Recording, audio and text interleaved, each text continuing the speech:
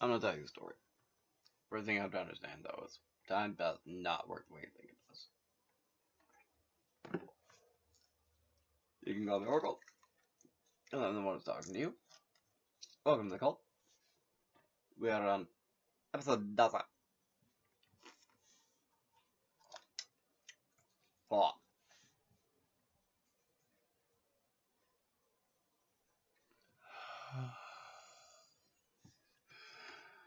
The Wheel of Fortune. Or the Chakrapurnarjanman. Because that's really what the Wheel of Fortune is. It's the Wheel of Reincarnation. It is the Dharmakakra Samsara. So the kid has an uneventful night. I'm gonna tell you about this while I grab the cards because I started filming without actually grabbing them. Like a brilliant one. But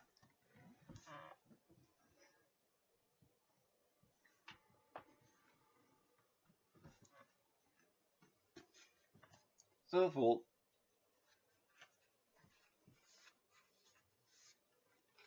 I said the story of the Zergala and Zaza told to him was given a ride by the Zilpan charioteer Ratha, was pointed the way by the Barbero of Fortitude and Orasakti to the lighthouse of the Hermit. And so, in the morning, the Hermit asked him, "So, kid, do you have any interesting dreams last night?" And the kid said, No. Kind of grinned. He'd been really nervous about having like some sort of prophetic dream because of like the entire thing he'd been going on.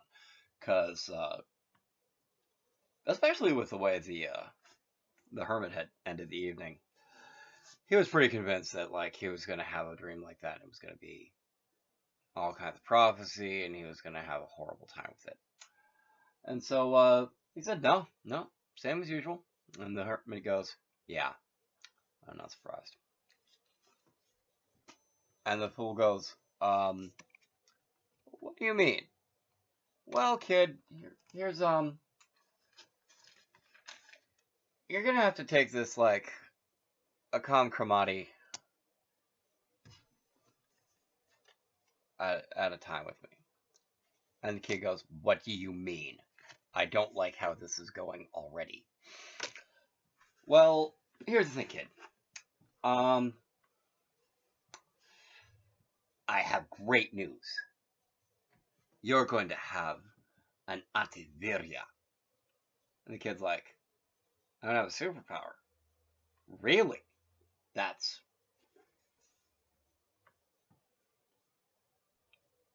So, what antiviryasti? Like, well, what superpower am I gonna have? And the and the and the and the Hermit leans in like this. "Pradarsana, you're going to have the gift of Vayakarana, which means prophesying and gift of prophecy." And the kid goes, No, I'm not. No, I refuse." And the saint just sort of laughs. "Yeah, that's what I said too." So here's the deal, kid. I'm gonna teach you how to meditate. You know how to Gatyati chakra, how to Bhati chakra, how to Nirdasakarati chakra, and generally teach you how to Viksati chakra, which means how to align, balance, correct, and evolve in chakras. So maybe you can Anabhavati moksha, and that will facilitate your Irdasati, your prophecy. And the kid goes like, "I'm okay with all of those things except that last one, but we'll deal with that when that never happens." And thus began a somewhat involved time where the kid began to meditate with the hermit as his guru, and until eventually he would become to a point where he could, from his meditations, come to visions of the Wheel of Fortune. Boom, boom, boom.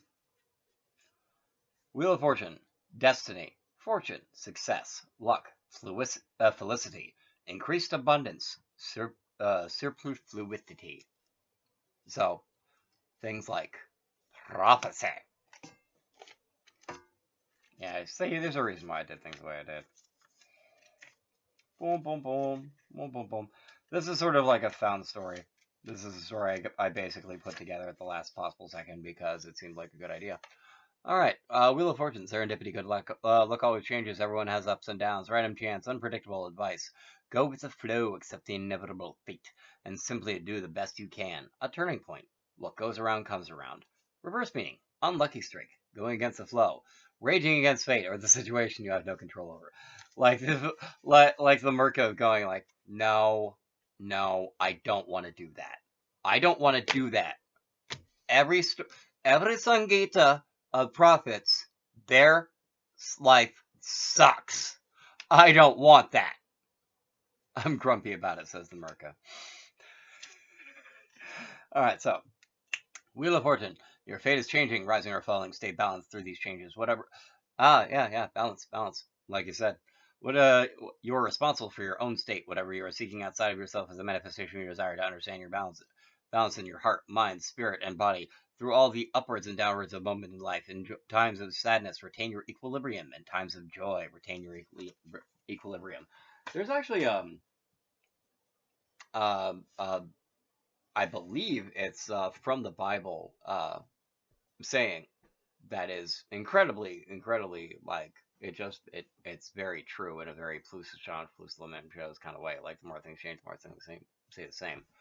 But this too shall pass. And like, here's the thing about even with prophecies, if something is prophesied to happen, even if it's prophesied to happen, there's no getting around the fact it's going to happen. But the fact that there's no getting around that it's going to happen means there's also no getting around the fact that it will pass.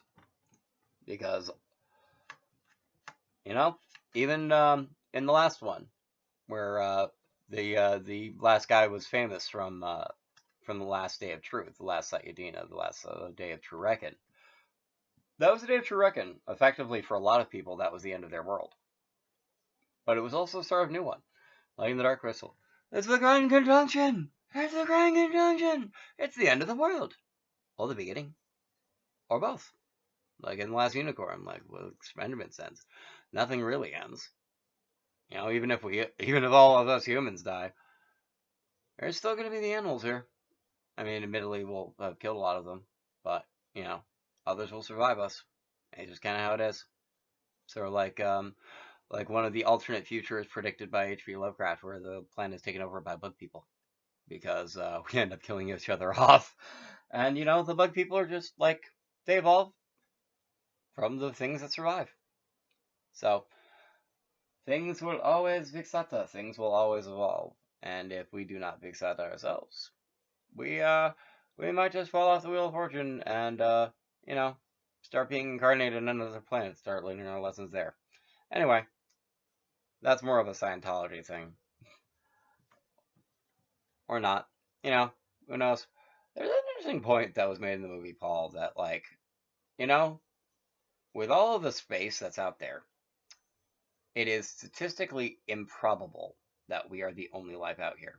It's also extremely statistically bizarre that with the likelihood that there is life out there that is intelligent enough, that we haven't even come across it, unless governments are not telling us stuff that they think we don't need to know, which is classic government deal. But whatever. I'm not gonna get mad at Uncle Sam for being Uncle Sam. It's Uncle Sam's job to be Uncle Sam and like to be paranoid about what the American people can handle. But anyway, that miracle. I've been moving along on to justice of the Naya of the way of Naya Marga. The path of the justice will moving on up, and we now oracle me, until later I'll be singing to thee. Da da da da.